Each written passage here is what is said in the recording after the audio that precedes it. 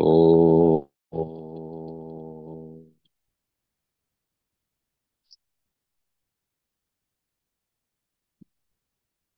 ఓం శ్రీ సీతారామాభ్యాం నమ. ఓం శ్రీ మాత్రే నమ. ఉత్పత్తి ప్రకరణం 4వ సర్గ.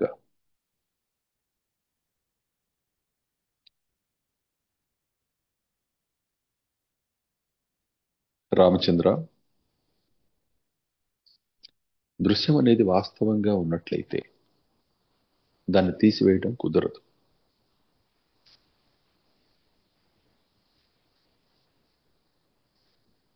ఎవరైతే ఈ దృశ్యాన్ని ఉందని స్పష్టంగా విశ్వసిస్తూ ఉన్నారో ఆ విశ్వాసం వారికి ఉన్నంత కాలము కూడా వారికి కేవలత్వం అనేది అనుభవానికి రాదు. వాస్తవానికి దృశ్యం ఉంటే దాన్ని తీసివేయటం కుదరదు. దృశ్యం లేకున్నా సరే ఎవరైతే దృశ్యాన్ని తెలుసుకుంటూ ఉన్నాడో, ఉందని గుర్తించి అనుభవిస్తూ ఉన్నాడో, అతడు ఆ విశ్వాసాన్ని విచారణ ద్వారా తొలగించుకోనంతసేపు కూడా దృశ్యాన్ని వీడి ఉండటం అనేది కుదిరే పని కాదు. దృశ్యాన్ని వీడనంతసేపు కూడా, అనగా దృశ్యం లేదని స్పష్ట రీతిని నీకు విరకపడనంతసేపు కూడా కేవల అనుభవం కలగదు. కాబట్టి సాంసారిక అనుభవమే కలుగుతూ ఉంటుంది. సంసారిక అనుభవం ఎలా ఉంటుందో నీకు ప్రత్యేకంగా చెప్పవలసిన అవసరం లేదు. కాబట్టి నాయన, సంసారం ఉన్నది లేదు అనే ఒక విషయం ఒకటైతే, సంసారాన్ని అనుభవిస్తున్నవాడు వాడు ఎటువంటి అనుభవాన్ని అనుభవించాలని కోరుకుంటూ ఉన్నాడో, ఎటువంటి ప్రయత్నాలు చేస్తూ ఉన్నాడో దాన్ని అనుసరించి అనుభవిస్తున్నాడు తప్ప స్పష్ట రీతిని మరొకటేదో ఉంది దాన్ని మాత్రమే అనుభవించడం అనేది జరగడం లేదు. ఒకే వస్తువు పలువురికి పలు రకాలుగా తోస్తూ ఉన్నది. ఒకే సంఘటన పలువురికి పలు రకాలుగా అర్థం చేసుకుంటూ ఉన్నారు. ఎవరు ఏ రీతిని అర్థం చేసుకున్నారో, అనిపిస్తూ ఉన్నదో వారికి ఆ అనుభవమే కలుగుతూ ఉన్నది. వారి ఆలోచనను మార్చుకోవడంతో ఇది కాదు వాస్తవం, ఇది వాస్తవం అని చెప్పి ఈ సంసారంలో ఒక నిశ్చయాన్ని మార్చుకొని మరొక నిశ్చయానికి వెళ్ళడంతో వారికి అట్టి అనుభవమే కలుగుతూ ఉన్నది. ఒక మనిషి గురించి ఒక అభిప్రాయం కలిగి ఉన్నంతకాలం వారితోటి చేసే వ్యవహారం ఒక తీరుగాను, అభిప్రాయం మారిన తర్వాత మరొక తీరుగాను ఎలా అయితే అనుభవానికి వస్తూ ఉన్నదో, అదేవిధంగా ఈ సంసారం ఉంది అనుకునేవాడికి ఎలా ఉందనుకుంటున్నాడో అలా అనుభవానికి వస్తూ ఉన్నది. లేదు అని చెప్పి తెలిసిన వాడు ఎలా అయితే లేదని చెప్పి తెలుసుకోగలుగుతున్నాడో ఆ విధంగా అది లేకపోయిన తర్వాత మరి అతడికి అనుభవానికి ఆత్మ తప్ప అన్యమైంది ఏమీ రావడం లేదు. కాబట్టి ఈ ఆత్మ పరమాత్మ అని చెప్పి పిలువబడుతున్నది. ఈ పరమాత్మయే జీవితానుభవంతో కూడుకొని ఆత్మ అని చెప్పి పిలువబడుతూ ఉన్నది. కాబట్టి రమ, నీ మనసులో ఉండే దృశ్యాన్ని నీవు తుడిచివేయనంతసేపు కూడా, అట్లనే ఈ దృశ్యము ఏ విధంగా అనుభవానికి వస్తున్నదనే విషయాన్ని స్పష్ట రీతిని విచారణ ద్వారా, ఇప్పుడు నేను చేస్తున్న ఈ బోధ ద్వారా పూర్తి వివరాలతో సహా నువ్వు తెలుసుకోనంతసేపు కూడా ఈ సృష్టిని నీవు తీసివేయలేవు. కారణం ఏమిటంటే, ఇది వాస్తవానికి ఉన్నదైతే తీసివేయలేమని చెప్పి నిశ్చయం చేసి దానికి ప్రతిక్రియగా ఏదైనా చేయవచ్చు, ఏం చేయాలో ఆలోచన చేయవచ్చు. లేని దాన్ని ఊహించుకునేవాడు ఆ ఊహించుకునేవాడే తీసివేయాలి తప్పితే దాన్ని ప్రక్కవాడు తీసివేయడం అనేది సాధ్యమయ్యే అంశం కాదు. కాబట్టి రామ, ఇదంతా ఒక్కరి మధ్యలో జరుగుతున్న వ్యవహారము అనే విషయాన్ని నీవు ఎప్పుడు స్పష్ట రీతిని గ్రహించగలుగుతావో, ఇదంతా మనోమాత్రం తప్ప అన్యమైంది కాదని చెప్పి ఎప్పుడైతే నీకు తెలిసిందో అప్పుడు నీకు పరమ కైవల్యం అనేది అనుభవానికి వస్తున్నది. ఈ విధంగా రెండవది లేదు, దృశ్యం లేదు అనే విషయం తెలియటాన్నే మోక్షం అనే పేరుతో పెద్దలు చెప్తూ ఉన్నారు అని వశిష్ఠ భగవానుడు శ్రీరామచంద్రునితో ఉత్తమోత్తమైన ఉపదేశాన్ని అలా అందిస్తూ ఉండగా అప్పటికి అక్కడికి చేరి ఉన్న ఆ సభాసదులందరూ, పౌరులందరూ, అంతఃపుర ఆ గవాక్షాల దగ్గర ఉండే ఆసనాలలో కూర్చొని ఉన్న స్త్రీమూర్తులందరూ నిశ్శబ్దంగా ఉండి ఏకాగ్ర మనస్కతతోటి అలా ఆ మాటల్ని జాగ్రత్తగా తమ చెవుల్లి ద్వారా ఆ హృదయాల్లోకి తీసుకోవటం జరుగుతూ ఉన్నది. ఇంతమంది కూర్చొని ఉన్న ఇన్ని వస్తువులు అక్కడ సమృద్ధిగా అమర్చబడి ఉన్న చిన్న శబ్దం కూడా రావడం లేదు. ఎవరికి వారు ఎక్కడికక్కడ జాగ్రత్త పడ్డారు. తమ చుట్టూ ఉన్న వస్తువులు కానీ శబ్దం, వాటి వల్ల శబ్దం రావడం కానీ, లేక తాము ధరించిన ఆభరణాల శబ్దం రావడం కానీ లేకుండా కూర్చున్నారు. ఒక శబ్దం ఒక్కోటి కలుస్తూ చిన్న చిన్నవి అయినప్పటికీ అనేకమైనప్పుడు ఆ శబ్దం చాలా పెద్దదవుతుంది. వాటి మధ్యలో వశిష్ఠ భగవాన్ ఉపదేశం అనేది అస్పష్టమైపోతుంది, వినపడదు. ఈ కారణం చేత అందరూ కూడా తమ వేసుకున్న కంకణాలు, అంటే ఇప్పుడు మనం గాజులు అని చెప్పుకునేవి, ఇవి కదిలించకుండాను, కంఠహారాలు అవి ఒకదానికొకటి రాసుకొని శబ్దాలు రాకుండాను, దగ్గులు తుమ్ములు ఇత్యాది వాటి విషయాల్లో జాగ్రత్త వహించి ఒకరు కూడా అనవసరమైన అంగ సంచలనాన్ని చేయకుండా, అంటే ఊరికే అటు ఇటు కదలటం కానటువంటివి చేయకుండా ప్రశాంతంగా అలా కూర్చొని ఉండటమే కాకుండా చక్కగా చాలా ఆకలితో ఉన్నవాళ్ళు అత్యధికమైన రుచితోటి ఆరోగ్యప్రదంగా ఉన్న ఆహారాన్ని ఎలా అయితే అలా ఏకాగ్ర మనస్కతతోటి ఇష్టంతో భుజిస్తారో ఆ విధంగా ఆ జ్ఞానాన్ని తీసుకోవటం మొదలుపెట్టారు. అక్కడ ఆ సభా దృశ్యం చూస్తే అది వాస్తవానికి మనుషులతో నింపబడి, దేవతలు మహర్షులతో నింపబడి ఉన్న వాస్తవ దృశ్యం లాగా కాకుండా ఒక చిత్రపటం లాగా కనపడుతుంది దూరం నుండి చూచే వాళ్ళకి. ఎవరు కదలరు, ఒక శిలా మంటపం లాగా కనపడుతూ ఉన్నది. ఎవరో శిల్పి చాలా నేర్పుగా ఈ సభనంతా కూడా అలా చెక్కాడా అన్నట్లుగా, అంత అలంకారంగా. అయితే గాలులు కూడా మెల్లగా వీస్తున్నాయి, అధిక శబ్దం చేయకుండా. ఆ గాలుల శబ్దానికి ఆ స్త్రీల ముంగురులు అలా కదులుతూ ఉన్నాయి. మహానుభావులైన వీళ్ళందరి చీలాంచలములు, అంటే వాళ్ళు వేసుకున్న ఆ బట్టల యొక్క ఆ పైపంచల చివరలు, కొనలు అలా మెల్లగా కదులుతున్నాయి చిన్న గాలికి. వారు కనురెప్పలు ఆర్పి కళ్ళు తెరవడం అనేది అవి కనిపిస్తూ ఉన్నాయి, కానీ శబ్దం లేదు. ఎటు చూసినా సరే గీసిన చిత్రంలాగా, చెక్కిన శిల్పంలాగా అలా ఉన్నారు అందరూ కూడా.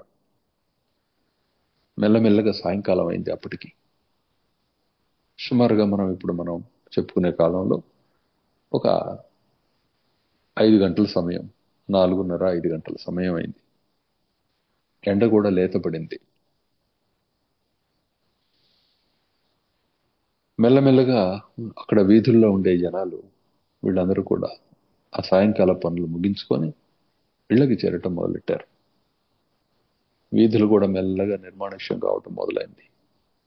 అంగళ్ళు మెల్లమెల్లగా మోయటం మొదలెట్టారు దూరంగా. కానీ ఆ శబ్దాలేవి ఇక్కడ వినబడడం లేదు. చల్లగా గాళ్ళు వీస్తున్నాయి. అంత జనసమూహం కూడా చక్కగా గాలిని ఆస్వాదిస్తూ హాయిగా ఉన్నారు. అవి అక్కడ దగ్గరలో ఎటు చూసినా ఉండే చిన్న చిన్న పెద్ద సరస్సు లాంటి ఆ నీటి మడుగుల్లో ఉన్న పద్మాల సుగంధాన్ని అలా మోసుకుంటూ అందరికీ ఆహ్లాదం కలిగిస్తున్నాయి ఈ పిల్లగాళ్ళు. ఇక సూర్య భగవానుడు అప్పటిదాకా ఆయన కూడా చాలా ఏకాగ్రతతోటి వశిష్ఠ భగవానుని ఉపదేశాలన్నింటినీ విని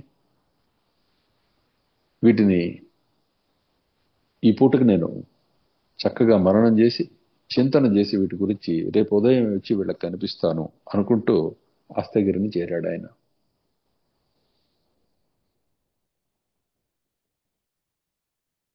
అందరి మనసులు కూడా ఒక్క విషయాన్నే చింతన చేస్తూ ఏకరసత్వాన్ని అనుభవిస్తూ ఉండడం వల్ల ఇక్కడ కైవల్యం రూపుదాల్చినట్లు ఉన్నది.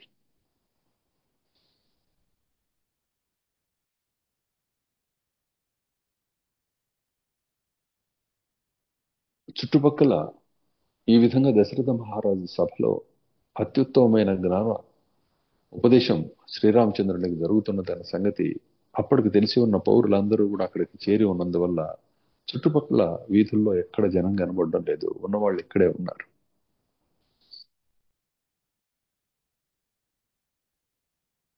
మెల్లగా ఆ మేడల నీడలు, మనుషుల నీడలు, ఆయా వస్తువులు, స్తంభాల యొక్క నీడలు మధ్యాహ్నం మాదిరి వాటిల్లో కలిసిపోక సాయంత్రం అయ్యేటప్పటికి ఎలా పొడుగ్గా సాగినాయి.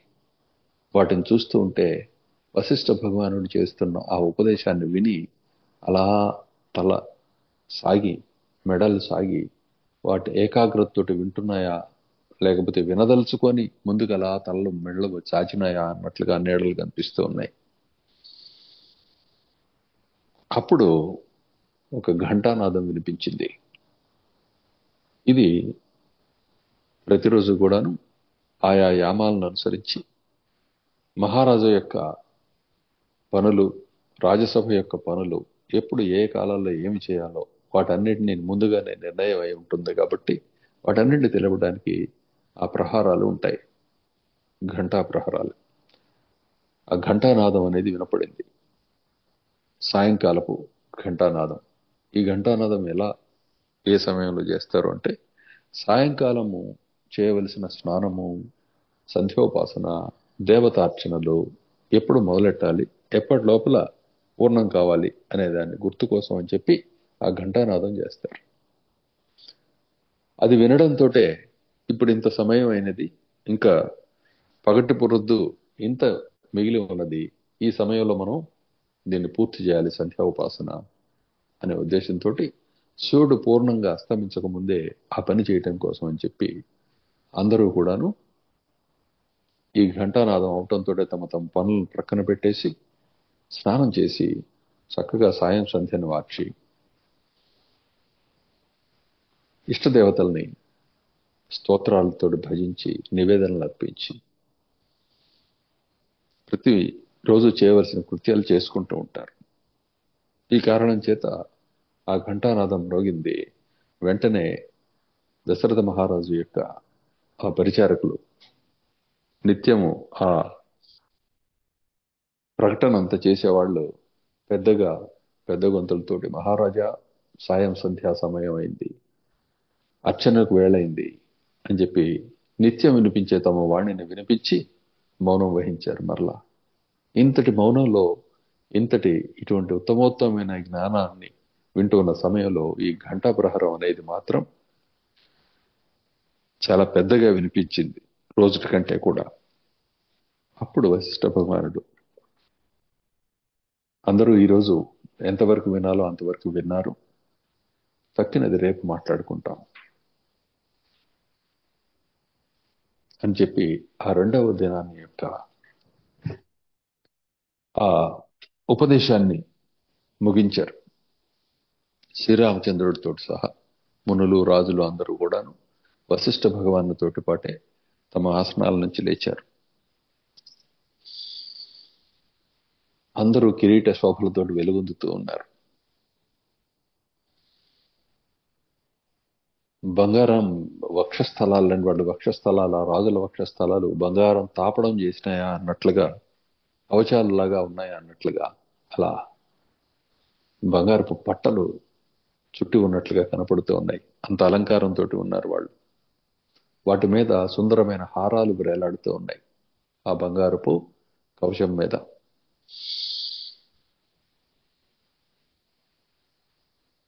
ఎప్పుడైతే వీళ్ళు లేవటం మొదలు పెట్టారో ఇక ఈ ఆభరణ శబ్దాలు మెల్లమెల్లగా ఒకరికొకరు సౌకర్యం కల్పించుకుంటూ మెత్తగా ఒకరినొకరు సంబోధించుకుంటూ మాట్లాడే ఆ మెత్తని శబ్దాలు వినపడటం మొదలైనాయి. వీళ్ళు కదలటంతో అప్పటి వరకు వీరితో పాటు భగవంతుని ఉపదేశాన్ని వింటూ ఆ పువ్వుల్లో దాగి ఉన్న తుమ్మెదలు మెల్లగా అవి కూడా రొద చేస్తూ బయటకు వచ్చేసినాయి వాళ్ళ మెడల్లో ఉన్న దండల్లో నుంచి, అట్లానే వాళ్ళ తలల్లో ఉన్న దండల్లోంచి. అంతా ఒకసారి అక్కడ మరలా మిరుమిట్లు కొలపటం మొదలైంది. ఈ విధంగా అక్కడ ఆకాశ సంచారులైన మునులు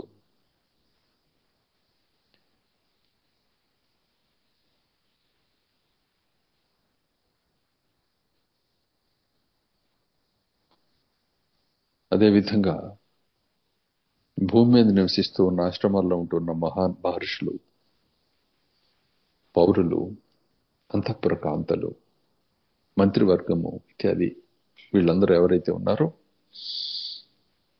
వీళ్ళందరూ కూడా తమ తమ స్వస్థానాలకి చేరటానికి వెంటనే బయలుదేరి వెళ్ళిపోయారు.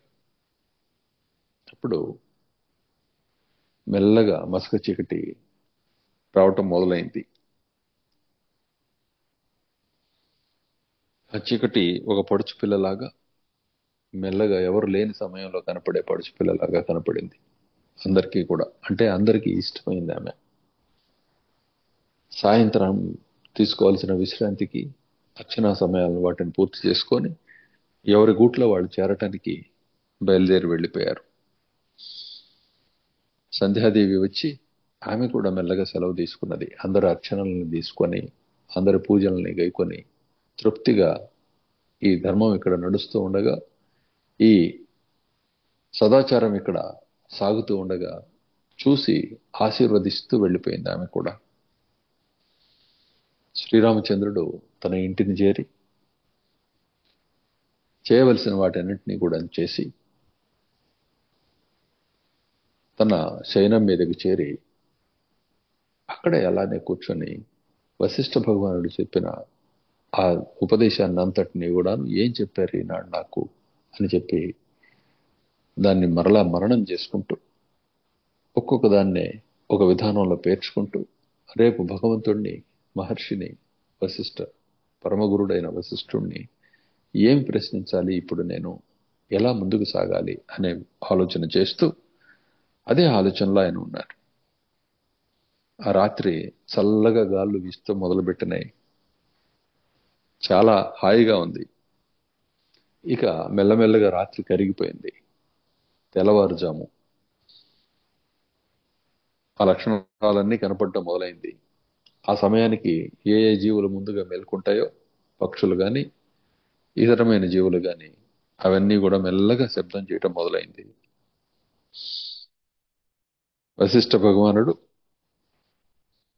ఆయన ఉపదేశం చేస్తూ ఉంటే ఏ విధంగా అయితే శ్రోతల యొక్క మనసుల్లోంచి అజ్ఞానం అనే అంధకారం తొలగిపోవటం మొదలైందో, అజ్ఞానం అనే చీకట్లు పారిపోవటం మొదలైందో, అదే విధంగా మెల్లగా సూర్యోదయ సమయం ఏతించడంతో ఆ చీకట్లు పారిపోవటం మొదలైంది. మెల్లమెల్లగా తెల్లబడింది. అంతే. ఉదయం పూట చేయవలసిన సంధ్యావందనము ఇత్యాది కార్యక్రమాలు చేసుకొని గాయత్రి జపం చేసుకొని ఎక్కడ వాళ్ళు అక్కడ అందరూ కూడా యథాస్థితిగా యథాస్థానం నిన్న ఎక్కడైతే కూర్చున్నారో అక్కడే మరలా సర్దుబాటు అనే అవసరం లేకుండా ఎవరి స్థానాల్లో వాళ్ళు చక్కగా వచ్చి కుదురుకున్నారు. మరలా ఆసీనులయ్యారు. ఆకాశం నుంచి వచ్చిన వాళ్ళు, భూమి మీద నుంచి వచ్చిన వాళ్ళు, అంతఃపురం నుంచి వచ్చిన వాళ్ళు, అయోధ్యాపురం నుంచి వచ్చిన వాళ్ళు మొత్తము కూడా. అదే విధంగా అప్పటికే కబురు తెలిసి ఉన్న చుట్టుపక్కల గ్రామాల ప్రజలు దూర ప్రాంతం నుండి ముందు నుండే వచ్చి ఇక్కడ ఉండి పని పూర్తి చేసుకొని వెళదాం అనుకున్న వాళ్ళు పని ఆపుకొని ఇక ప్రయాణాన్ని మానుకొని ఇక్కడే ఉండిపోయిన వాళ్ళు, వీళ్ళతోటి ఆ సభ అంతా కూడా క్రిక్కిరిసిపోయింది. మళ్ళీ అద్భుతంగా ఉంది మరలా ఈ సభ. ఎంతమంది జనాలు ఉన్నారో అంతమంది వన్నెల సూర్యుడు ఉదయించినట్లుగా అక్కడ వచ్చి చేరినట్లుగా ప్రకాశిస్తుంది సభ అంతా కూడా. అప్పుడు శ్రీరామచంద్రుడు యథావిధిగా తన పనులు పూర్తి చేసుకొని వచ్చి వశిష్ఠ భగవానుడికి తండ్రికి నమస్కారం చేసి మునిమండలికి పౌరజనులకి అందరికీ కూడా అభివాదనం చేసి తన స్థానంలో తాను కూర్చొని వశిష్ఠ భగవాన్ తోటి భగవన్ మనసో రూపం కీదృశం వదమే స్ఫుటం యస్మాత్తేనేయమఖిలా తన్యతే లోకమంజరి అని ప్రశ్నించారు. అంటే స్వామి, ఎక్కడి నుంచి మరి ఈ జగత్తంతా కూడా ఉదయిస్తూ ఉన్నది? నిన్న మీరు చెప్పిన దాన్ని విచారణ చేస్తూ ఉంటే దీన్ని తీసివేయమని చెప్పారు. సరే, మరి ఇది ఎక్కడి నుంచి ఉదయిస్తున్నది? దీనికి కారణం ఏమిటి? దేని నుంచి ఉదయిస్తుందో దాని యొక్క రూపం ఏంటి? ఇది మనోమాత్రం అని చెప్పారు మీరు. ఈ మనసు యొక్క రూపం ఏమిటి? దీన్ని నాకు బాగా వివరంగా చెప్పండి స్వామి. మరలా నాకు సంశయాలు కలగకుండా ఉండే స్థితి వరకు కూడా దీన్ని బోధించండి అని శ్రీరామచంద్రుడు అడగటంతో వశిష్ఠ భగవానుడు పరమగురుడు, బ్రహ్మపుత్రుడు, ఇక్ష్వాకు కులగురువు, శ్రీరామచంద్రుని ప్రాణము అయిన వశిష్ఠ భగవానుడు ఇలా చెప్పడం మొదలుపెట్టారు. రామ అస్య మనసో రూపం న కించిదపి దృశ్యతే నామమాత్రాదృతే వ్యోమ్నో యథా శూన్యజడాకృతే న బాహ్యే నాభి హృదయే సద్రూపం విద్యతే మనః సర్వత్రైవ స్థితం చేతద్విద్ధి రామ యథా నభః. రామ, ఈ ఆకాశం అని చెప్పబడే వస్తువు అందరి చేత పిలువబడుతూ ఉన్నప్పటికీ కూడా అది శూన్యం తప్ప అక్కడ వస్తువు అంటూ ప్రత్యేకంగా ఏమీ లేదు. ఎట్లయితే లేదో అదే విధంగా ఈ మనసుకు కూడా ప్రత్యేకంగా రూపం అంటూ ఏమీ లేదు. కేవల చేతనత్వమే వాస్తవం కావున, అస్తిత్వం కలిగి ఉన్నది అదే కావున, దాని యందు దాని కారణం చేత, దాని శక్తి కారణం చేత మనసుగా అనే అనుభవం కలుగుతూ ఉన్నప్పుడు అది ఎట్టి రూపాన్ని భావన చేస్తుందో అప్పుడు మనసు ఉందని చెప్పి తెలుస్తూ ఉన్నది తప్ప, అలా కానట్లయితే ఈ మనసు ఉన్నదా లేదా అని చెప్పడం కూడా కష్టమే అయిపోయిన పరిస్థితి ఇది. అందువల్ల దీనికి ఒక రూపం అంటూ ఏమీ లేదు. కనపడే సమస్తమైన రూపాలు, దృశ్యం అంతా కూడాను ఇదియే. అట్లనే దీనికి లోపల వెలుపల అనే అనుభవం కలుగుతున్నప్పటికీ దీన్ని బయట గాని లోపల గాని ఏమీ లేనే లేదు. కేవలము ఆకాశంలాగా ఈ మనసు మనసుగానే ఉన్నది. దాని యందు కనపడే సమస్తమైన ఈ దృశ్యాలన్నీ కూడాను ఒక జలనిధిలో, అంటే సముద్రంలో కనపడే కెరటాల వంటివి. అక్కడ జలం తప్ప అన్యమైంది ఎట్లయితే లేదో, కెరటాలు కనిపిస్తూ ఉన్నా అది వాస్తవానికి సముద్రం మాత్రమే అయి ఉన్నదో, కెరటం అనే పేరుతోటి వ్యవహరించబడుతున్నప్పటికీ వాటి అందలి పరిమాణం యొక్క పోలికతోటి, మానికతోటి మనం ఇది పెద్దది, ఇది చిన్నది, ఇది ఎక్కువ కాలం నిలబడింది, ఇది తక్కువ కాలం నిలబడింది ఇత్యాది, ఈ కెరటం నా దగ్గరకు వచ్చింది ఇత్యాది వ్యవహారాలతోటి మనం ఎట్లయితే దాన్ని గణిస్తూ ఉంటామో అదే విధంగా ఈ మనస్సు అనేది ఆయా దృశ్యాల రూపంలో చూడబడుతూ ఉన్నదే తప్ప నిజానికి దృశ్యాలు మాయమైపోతూ ఉన్నాయి. మనసు మాత్రం అలానే ఉంటూ ఉన్నది. దృశ్యం లేనప్పుడు మనసు ఉన్నదా లేదా అని చెప్పి పలకటానికి కూడా కుదరదు. ఎందుకంటే ఎప్పుడైతే దృశ్యం లేదని చెప్పి నువ్వు చెప్పడం జరిగిందో, మనం గ్రహించడం జరిగిందో, అప్పుడు అనటానికి వినటానికి ఎవడూ లేడు వేరే. కాబట్టి సత్య వస్తువులాగా గాని అసత్య వస్తువులాగా గాని ప్రకాశిస్తున్నది మనస్సే. మనస్సు ఎందే సమస్తమైన అన్వయ వ్యతిరేకమైన నిశ్చయాలన్నీ ఉన్నాయి.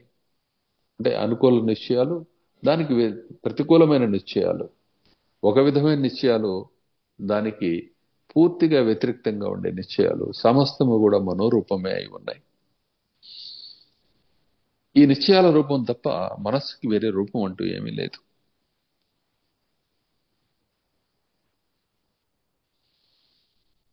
ఏ ఏ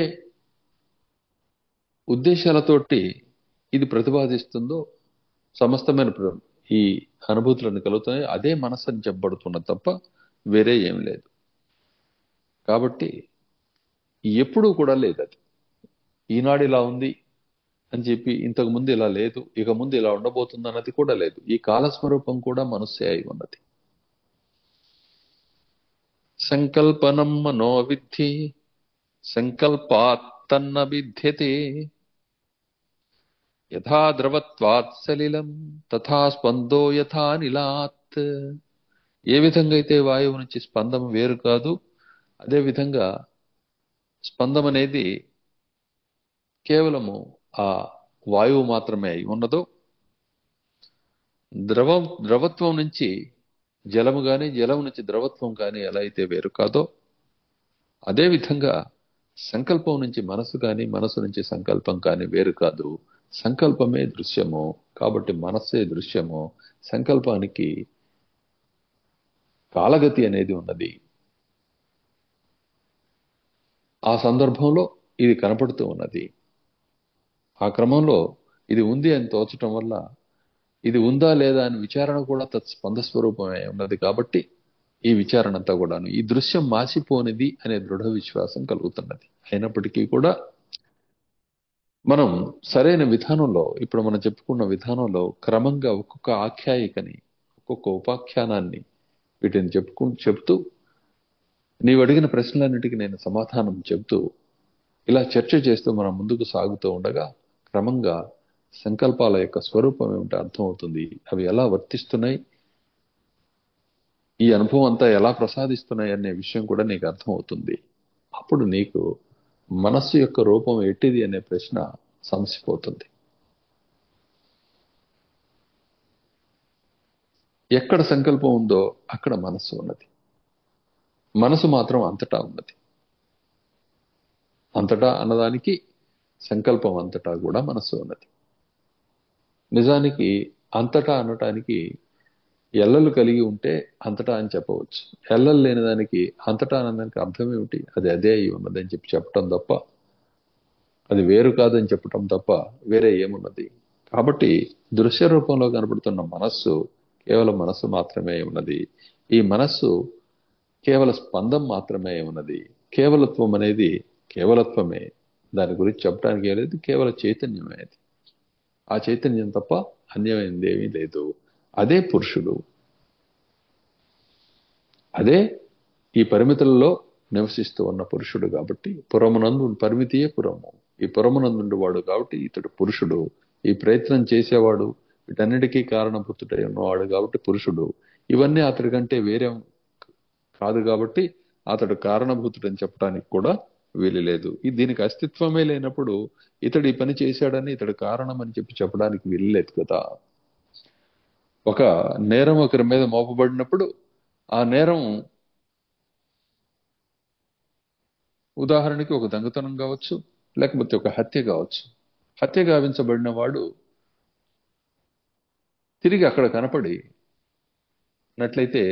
ఏ హత్యా నేరం అయితే ఎవరి మీద అయితే మోపబడిందో ఆ హత్యా నేరం అతడు నేరస్తుడు కాదు కదా. అదే విధంగా ఒక దొంగ అని చెప్పి నేరారోపణ చేయబడ్డవాడు, ఆ పోయిన వస్తువు ఎక్కడ పోయిందని చెప్పారో, ఎవరిదని చెప్పారో వారికి అక్కడే లభించినట్లయితే, అది పోలేదని చెప్పి అతడు గ్రహించినట్లయితే, ఇప్పటి వరకు చేయబడుతున్న ఆ నేరము లేకపోతే ఇతడు దొంగ అనే నిశ్చయము అవి ఎక్కడికి పోతాయి? అదే విధంగా ఈ దృశ్యము లేదని చెప్పి తెలియటంతో అసలు అంతకుముందు ఎక్కడ ఉందన్న సమస్య రాదు. ఈ మనసు ఎటువంటిది అన్నది సమస్య అప్పటిక లేనే లేదు. కాబట్టి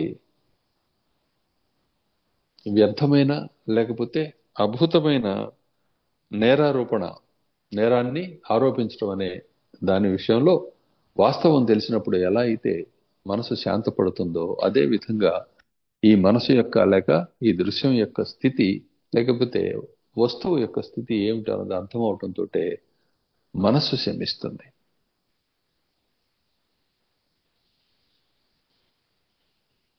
ఇది మనం మాట్లాడుకుంటున్న జ్ఞాన రూపంలో కానీ ఈ చెప్పటం వినటం అనే రూపంలో కానీ దీనికి వ్యతిరేక్తమైన అంటే ఇది ముక్తిని ప్రసాదించే జ్ఞానం. అలా కాకుండా బంధాన్ని ప్రసాదించే సంసారం వాస్తవం అనే భ్రాంతితోటి మాట్లాడబడుతున్న గొప్ప గొప్ప విషయాల్లాగా అనిపిస్తూ మాట్లాడబడుతున్న విషయాలు అయితే ఉన్నాయో అవి కానీ అవన్నీ అసత్. ఇది సత్య విషయం గురించి మాట్లాడుతూ ఉన్నాం కాబట్టి కాబట్టి ఈ రూపంలో గాని ఇదంతా మనో మాత్రమే అయి ఉన్నది. నేను నీవు మాట్లాడుకోవటము అలానే మన ఇద్దరికి ఎదురుగా ఇతరులు వాళ్ళ వాళ్ళ ఉద్దేశాలను అనుసరించి అవసరాలను అనుసరించి మాట్లాడుతున్నట్లు కనపడము ఇదంతా మనో మాత్రమే. ఒక చోట సంసారాన్ని దృఢపరుస్తూ ఉన్నది ఈ మనస్సే, మరొక చోట ఈ మనస్సే తనను తాను నాశనం చేసుకుంటూ అంటే తన వాస్తవ స్వరూపంలోకి వెళుతూ ఉన్నది, సంకల్ప రూపంలో తనను మాయం చేసుకుంటూ. ఇది మన మాటల ద్వారా సాధ్యమవుతూ ఉన్నది. ఆతివాహిక దేహాత్మ మన ఇత్యభిధీయతే ఆదిభౌతిక బుద్ధింతు స ఆధత్తే చిరస్థితే. కాబట్టి అవిద్యా సంసృతిశ్చిత్తం మనోబంధో మలస్తమః ఇది పర్యాయ నామాని దృశ్యస్య విదురుత్తమాః.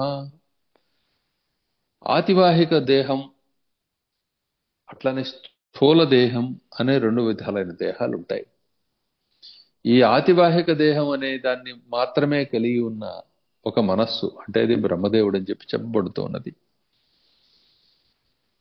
అటువంటి దేహాన్ని మాత్రమే అనుభవిస్తున్న ఆతివాహిక దేహాన్ని మాత్రమే ఇప్పుడు ఇంతకు ముందు మృత్యువుకు దొరకకుండా ఉన్న ఆ ఆతివాహిక దేహుడు ఏ ఆకాశజుడైన బ్రాహ్మణుడు ఉన్నాడో అతడి రూపంలో కనపడుతున్న ఆ మనస్సే ఆది భౌతికత్వానికి కారణమవుతూ ఉన్నది, అంటే సృష్టి చేస్తూ ఉన్నది.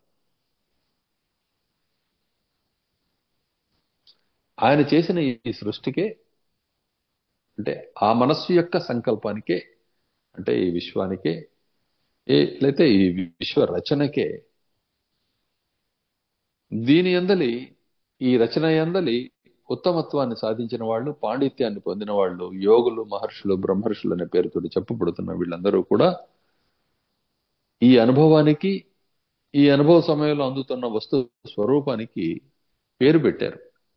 ఏమిటి ఆ పేర్లు అంటే ఒకటి కాదు చాలా ఉన్నాయి. అవిద్య, సంస్కృతి, చిత్తము, మనస్సు, బంధము, మలము, తమము అని ఇవి ఇంతవరకేనా అంటే ఇంతవరకు కాదు, ఎన్నెన్నో విధాలుగా దీనికి పేర్లు ఇవ్వబడ్డాయి. సంసారం అని, జగత్ అని, అనుభవం అని ఎన్నో ఎన్నో పేర్లు, భవమని, బ్రహ్మాండమని, విశ్వమని ఎన్నో పేర్లు దీనికి ఇవ్వబడ్డాయి. కానీ ఇది మనసు కాక వేరే రూపం లేదు. ఈ మనస్సే మనసుకు మరల కారణం అవుతూ ఉన్నది. మనస్సే మనస్సుకు వస్తువు కూడా అవుతూ ఉన్నది. మనస్సు తన గురించి తాను ఆలోచన చేసుకోవటం మొదలెట్టి తన వాస్తవ స్వరూపాన్ని తెలుసుకోదలుచుకున్నప్పుడు మనస్సు అవస్తువులాగా అయిపోతూ ఉన్నది, అది లేనిదిలాగా అయిపోతూ ఉన్నది. ఈ స్థితినే కేవలత్వం అనే పేరుతోటి చెప్తూ ఉన్నాం. అంటే అక్కడ మరొక దృశ్యం లేదు, అన్యుడు లేడు, తాను తప్ప ఏమీ ప్రత్యేకం కనపడదు, తనకి ఎలలంటూ లేవు. అలా అని చెప్పి భూమి ఆకాశాలు ఇటువంటి అన్ని అప్పుడు అనుభవంలో ఉంటాయంటే అది కూడా లేదు, కేవలత్వం మాత్రమే ఉన్నది. ఈ స్థితిని ఎవరైతే సాధించారో ఈ దృశ్యంలో వాళ్ళు దృశ్యానుభవాన్ని పొందుతున్నప్పటికీ కేవలరు, జీవన్ముక్తులు అనే పేరుతోటి చెప్పబడుతూ ఉన్నారు. ఏమిటి ఇదంతా అంటే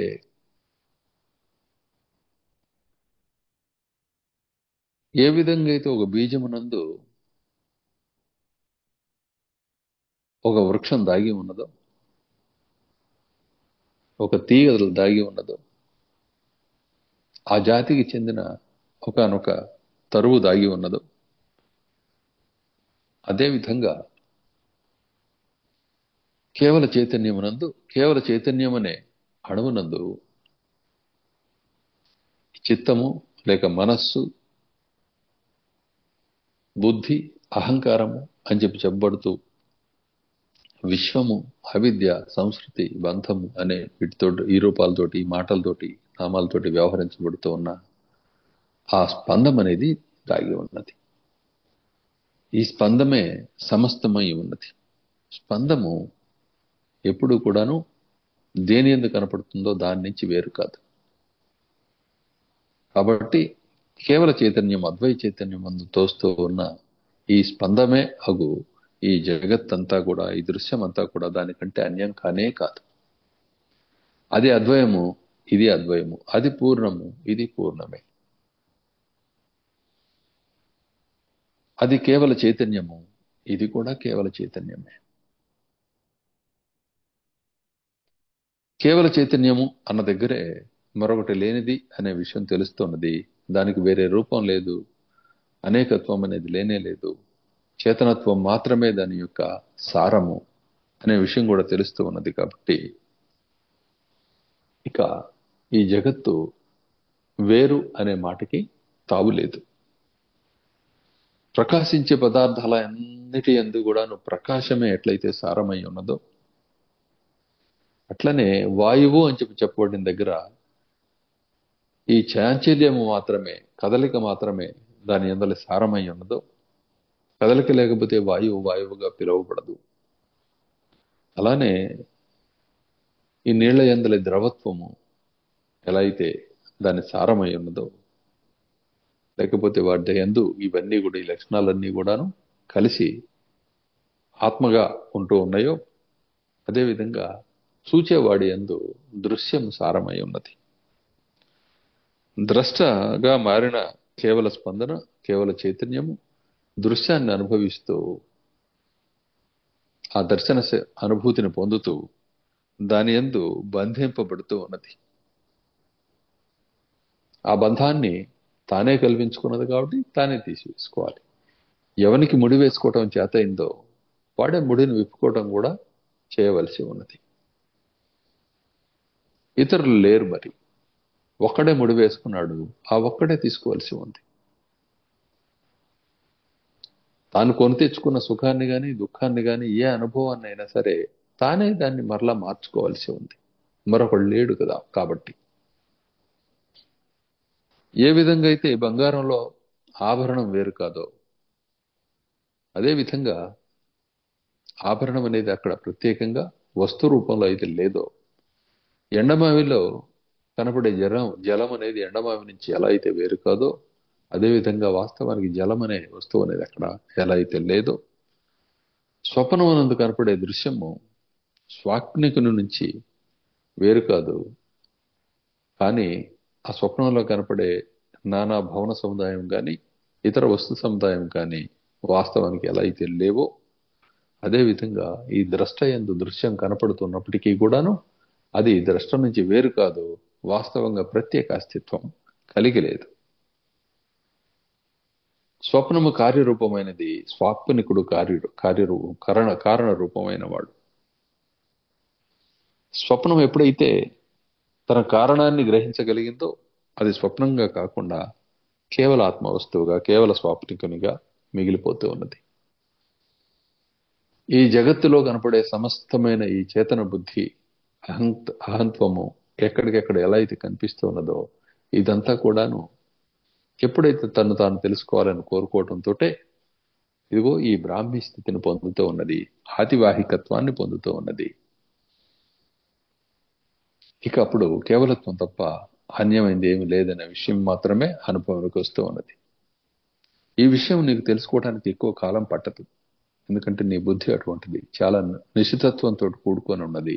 ఇప్పటికే నీవు ఎన్నో ఉత్తమోత్తమైన నిశ్చయాలను చేసి స్వయంగా నీవే దీన్ని తెలుసుకోవడానికి తగిన అర్హత కలిగి ఉన్నావు, లక్షణాన్ని కలిగి ఉన్నావు. ఇప్పుడు నేను స్వల్పంగా సహాయం చేసి నీకు నా మాటల ద్వారా నీ చిత్తం అనే ఆ అద్దం మీద ఉన్న ఆ మురికిని తొలగించి వేస్తాను. నువ్వు స్పష్టంగా నీలో నీవే చూసుకోవచ్చు. రామ, ఈ దృశ్యం చిత్తమాలిన్యం కాక వేరే ఏమీ కాదు.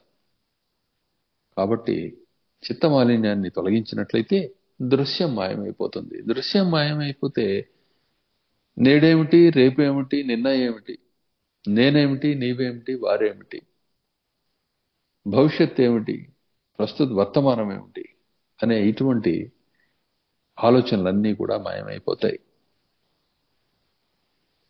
మనసు నిర్మలమైన అద్దంలాగా తయారవుతుంది. స్వచ్ఛంగా ఉన్నది ఉన్నట్లుగా తెలియటం మొదలవుతుంది. అన్యంగా తోచడం ఆగిపోవటం మొదలవుతుంది. ఆ స్థితి నీకు ఇప్పుడు లభ్యం కాబోతూ ఉన్నది. ఎప్పుడైతే ఆత్మ అనగా నిశ్చయ రూపమైన, మనోరూపమైన, బుద్ధి రూపమైన, అహంకార రూపమైన ఆ స్పందము, అదేవిధంగా స్పందము ఆ రూపాన్ని కోల్పోయి తన వాస్తవానికి కేవల చైతన్య స్థితికి పోయిన చూసినట్లయితే ఆ స్థితి ఏకత్వం అనే పేరుతో చెప్పబడుతున్నాయి. ఇది ఆత్మ పరమాత్మతోటి కలవటం అని కానీ, కేవల చైతన్యంతో పరమ చైతన్యంతో జీవ చైతన్యం కలవటం అనే పేరుతోటి కానీ,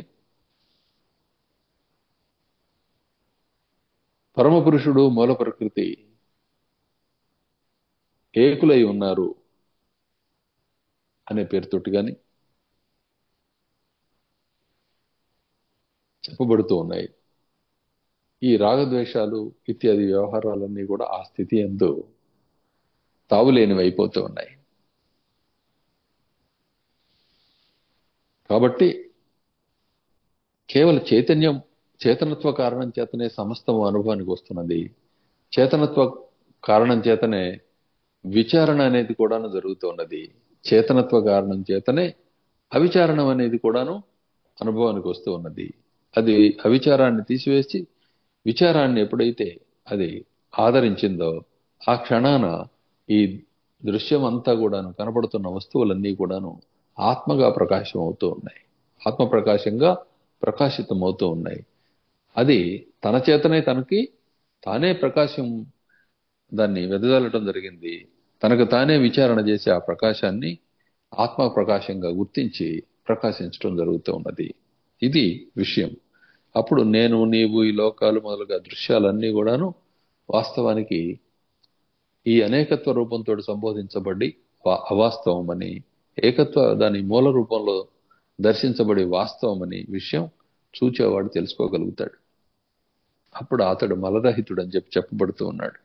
అప్పుడు అతడు కైవల్య అనుభూతిని పొందుతున్నాడు అని చెప్పబడుతూ ఉన్నాడు. ఈ కేవలుడు ఒకే ఒక్కడు, అతడికి తోడు లేదు.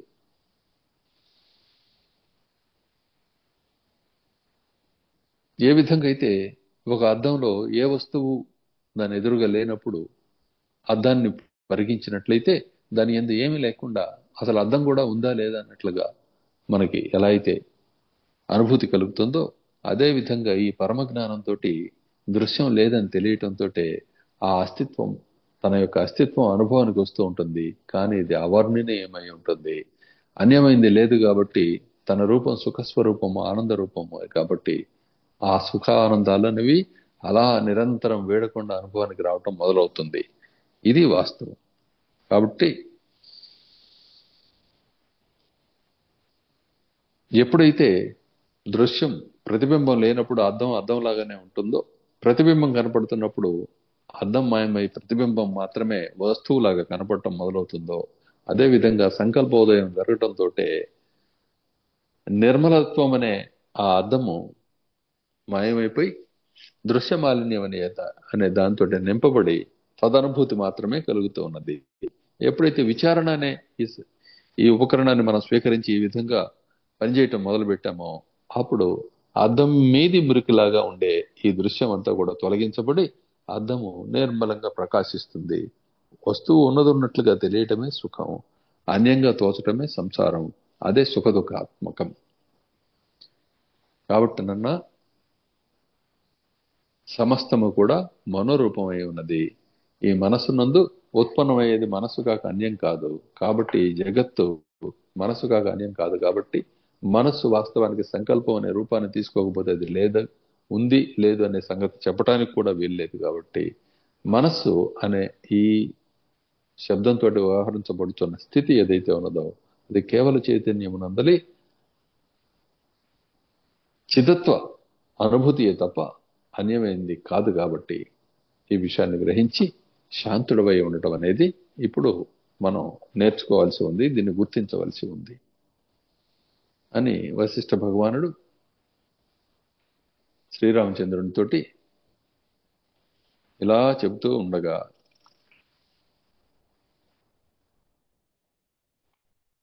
కొంత సమయం గడిచింది. మరలా శ్రీరాముడు ప్రశ్నించడానికి సిద్ధం అవుతూ ఉన్నారు. దీన్ని మరలా మనం రేపు చెప్పుకుందాం. జై సద్గురు.